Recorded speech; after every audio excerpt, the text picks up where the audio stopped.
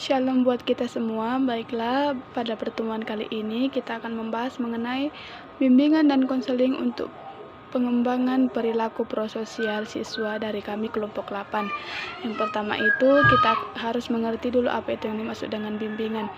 Bimbingan diartikan sebagai mengarahkan atau memberikan nasihat dan pendampingan.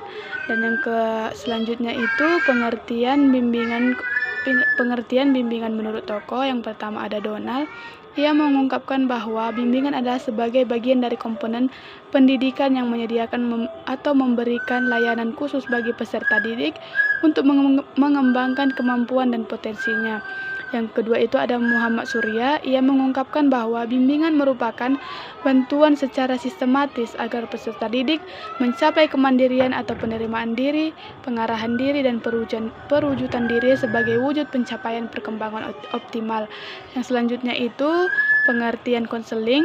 Konseling merupakan sebuah interaksi individu untuk memberikan pemahaman tentang diri dan lingkungannya dalam menentukan tujuan yang akan dilakukan atas dasar nilai-nilai yang dianutnya. Selanjutnya itu pengertian konseling menurut ahli. Yang pertama ada Robinson. Ia mengungkapkan bahwa konseling adalah semua hubungan antara dua orang, di mana seorang yaitu klien dibantu untuk lebih mampu menyesuaikan diri secara efektif terhadap dirinya sendiri dan lingkungannya. Yang kedua itu ada Pepensky. Ia mengungkapkan bahwa konseling adalah interaksi yang terdiri antara dua orang individu, masing-masing disebut sebagai konselor dan klien. Yang ketiga itu ada Gibson. Ia mengungkapkan bahwa konseling ialah hubungan tolong-menolong yang berpusat pada perkembangan dan pertumbuhan seseorang individu, serta penyesuaian diri dan hakikatnya kepada penyelesaian masalah. Yang keempat itu ada Tyler. Ia mengungkapkan bahwa konseling bukan hanya klien yang belajar, tetapi konselor juga belajar untuk memahami dirinya agar suatu persetujuan dapat dicapai. Yang keempat ada Uren. Ia mengungkapkan bahwa yang kelima adalah Uren. Ia mengungkapkan bahwa konseling adalah suatu hubungan yang dinamai dengan dan bertujuan antara konselor dan klien.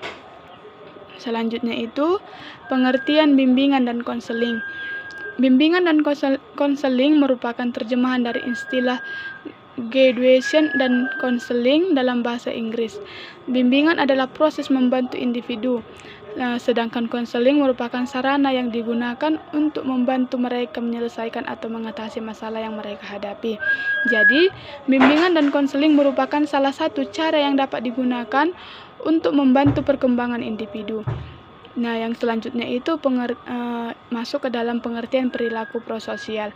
Perilaku prososial dapat diartikan sesuatu tindakan yang menguntungkan orang lain, dan tingkah laku prososial adalah tingkah laku sosial positif yang menguntungkan atau membuat kondisi fisik atau psikis orang lain lebih baik, yang dilakukan atas dasar sukarela tanpa mengharap reward atau timbal balik eksternal.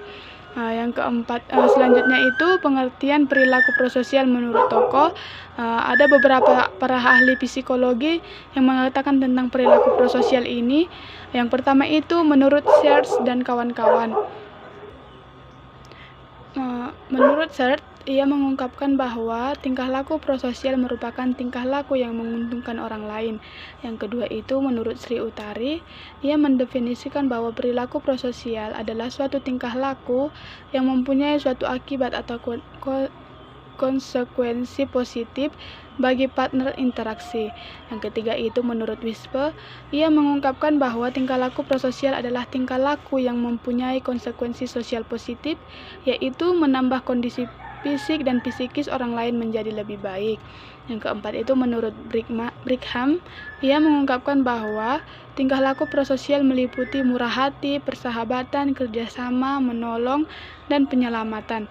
Menurut yang kelima itu menurut Led, ia menyatakan bahwa ada 3 kriteria yang menentukan tingkah laku prososial, yaitu yang pertama, tindakan yang bertujuan menguntungkan orang lain tanpa mengharap reward eksternal. Yang kedua itu tindakan yang dilakukan dengan sukarela. Yang ketiga, tindakan yang menghasilkan hal yang positif. Dari beberapa pendapat di atas dapat disimpulkan bahwa tingkah laku prososial ini adalah tingkah laku yang positif, yang menguntungkan, yang ditunjukkan bagi kesejahteraan orang lain sehingga menjadikan kondisi fisik dan psikis orang lain menjadi lebih baik. Selanjutnya itu aspek-aspek perilaku prososial. Eisenberg dan Musen mengungkapkan bahwa perilaku prososial mencakup tindakan-tindakan yang dikategorikan sebagai aspek perilaku prososial, yaitu sebagai berikut. Yang pertama, menolong, yaitu kesediaan memberikan bantuan atau pertolongan kepada orang lain yang sedang mengalami kesulitan. Yang kedua itu berbagi. Berbagi yaitu kesediaan berbagi perasaan dengan orang lain dalam suasana suka atau duka, ikut merasakan apa yang terjadi, yang dirasakan orang lain. Yang selanjutnya itu kerjasama.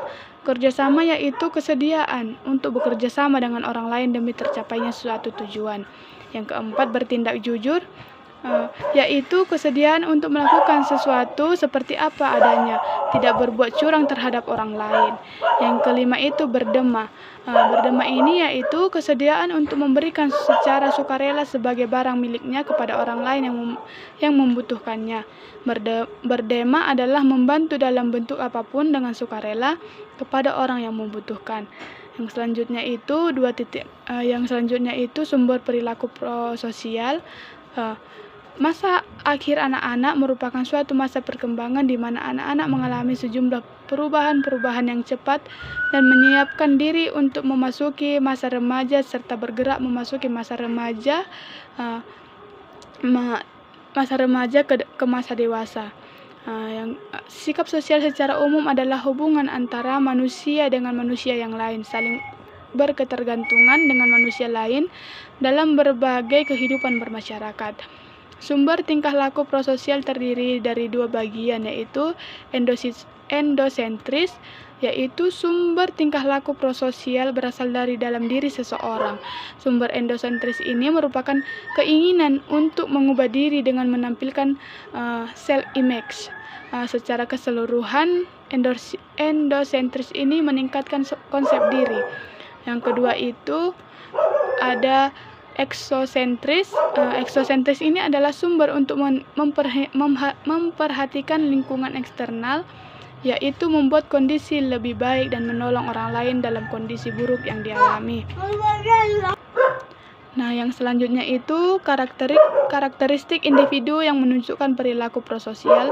Menurut Staub ada 3 ciri atau karakteristik seseorang yang menunjukkan perilaku prososial.